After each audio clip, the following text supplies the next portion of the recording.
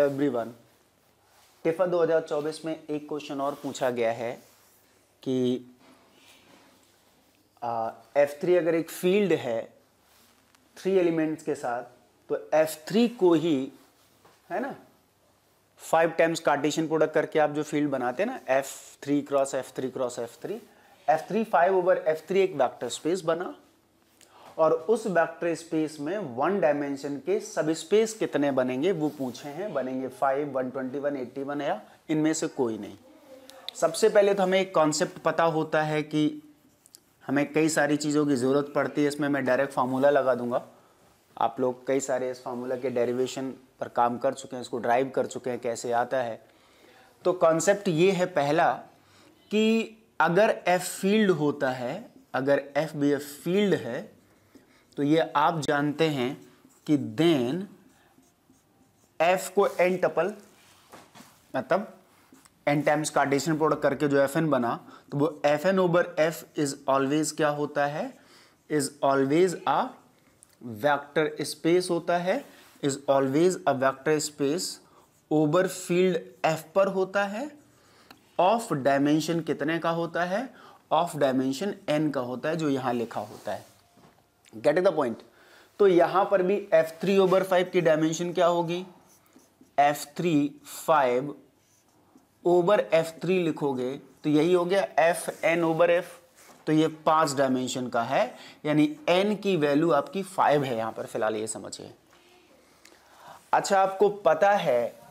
कि अगर किसी dimension of v over f अगर आपके पास n होता है एंड कार्डिनलिटी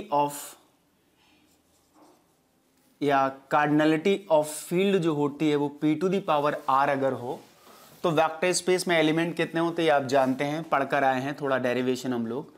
है ना। p to the power nr होता है, यानी कि फील्ड की कार्डिनलिटी की पावर डायमेंशन होती है। फील्ड की cardinality prime base power r है, ये प्राइम है, ये r है, और जब हम p to the power r यानी फील्ड की कार्डिनलिटी की पावर डायमेंशन लगाएंगे तो p टू पावर nr आ जाता है। अगर हमें ये पता करना है कि टोटल नंबर ऑफ सबस्पेसेस पता करना है, अगर आपको total number of subspaces of v of dimension k का पता करना है, तो हम लोग क्या करते थे वहां पर कि हम n डायमेंशनल वेक्टर स्पेस में k कार्डिनलिटी के li सेट्स ढूंढ लेते थे, क्योंकि उन li सेट से जो k कार्डिनलिटी के होंगे, k कार्डिनलिटी के li सेट्स, उनसे हम k डायमेंशन स्पेस जनरेट कर सकते हैं। और फिर हम ये देखते थे कि किसी एक k डायमेंशनल सबस्पेस के अंदर k कार्डिनलिटी की कितने li हैं, यानी उसके पास बेसिस कितनी है, क्योंकि वो बेसिस एक ही स्पेस को जनरेट करेंगी। तो हम उसको डिवाइड कर देते, उतने उतने का पैकेट जो है ना, मान लो कोई एक स्पेस है 2 डायमेंशन का। अब 2 डायमेंशनल सबस्पेस में जितनी भी बेसिस बनेंगी, उसकी जो भी 2 कार्डिनलिटी के li सेट्स बनेंगे वो बेसिस होंगे। तो 2 डायमेंशनल सबस्पेस के पास 2 कार्डिनलिटी के जितने भी li हैं वो सब बेसिस हैं, और उनसे तो केवल एक ही स्पेस w जनरेट होगा ना। और ये जो 2 कार्डिनलिटी के li w में मिले हैं, ये 2 कार्डिनलिटी के li v में भी होंगे। तो ये जो 2 कार्डिनलिटी के li w में आपको मिले हैं, ये कोई नया स्पेस जनरेट नहीं करेंगे, ये जितने भी मिलेंगे ये पूरा का पूरा पैकेट केवल एक ही स्पेस को जनरेट करेगा। तो जो हमने 2 कार्डिनलिटी के li हमने ढूंढे हैं v के अंदर, उनमें से इस कार्डिनलिटी के जो पैकेट्स बनेंगे, यानी उतने सेट्स तो सेम स्पेस को जनरेट करेंगे। तो वो डिवाइड का कॉन्सेप्ट खेलते रहते थे हम, है ना। तो इसमें सीधा हम ये लिखते हैं p to the power nr minus 1, p to the power nr minus, और p टू पावर nr का मतलब क्या है, फील्ड की कार्डिनलिटी थी बेस में और पावर में डायमेंशन था, और minus p to the power r, है ना। और इस तरीके से p to the power nr minus p to power 2r, और ये कहां तक जाता था, इस तरीके से k कार्डिनलिटी के li ढूंढना था, तो p to power nr p to power k minus 1 times of r, और whole divided by k dimensional space में k कार्डिनलिटी के li ढूंढने का मतलब क्या हुआ, p to the power kr minus 1 p to the power kr minus p to the power r, and, है ना। और इस तरीके से p to the power kr minus p to the power 2r, and dot dot dot dot, इसी तरह p to the power kr minus p to the power k minus 1 times of r।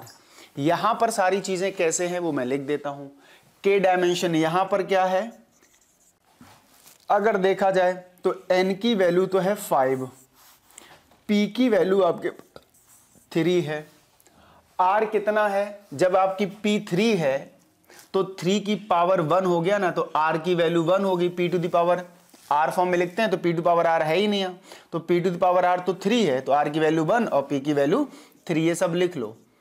और उसके बाद क्या पता करना, k one dimension का पता करना है, आपको दिया गया है k वन डायमेंशन का होना चाहिए, तो k की वैल्यू 1, जब इन सबको यहां रख देंगे आप, n की वैल्यू आप 5 रखेंगे, बेस में 3, तो ये 3 की पावर 5 माइनस 1 आएगा, फिर बेस में 3 और n की वैल्यू 5 माइनस 1, r की वैल्यू फिर से 1 रखेंगे।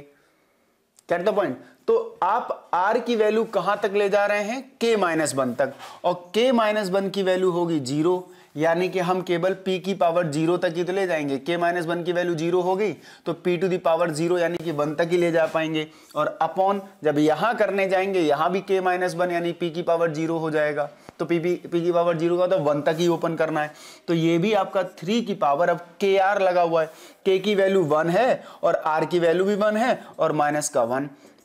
तो फाइनली 3 की पावर 5 माइनस 1 अपॉन 2 आ जाएगा, और 3 की पावर 5 होता है 243, 243 में से एक जाएगा, 242 डिवाइडेड बाई 2 आपको 121 दिख जाएगा। तो ये डायरेक्ट फॉर्मूला बेस्ड था, आसान सा क्वेश्चन था, इसलिए सीधा आंसर आपका 121 बन जाता है। Thank you.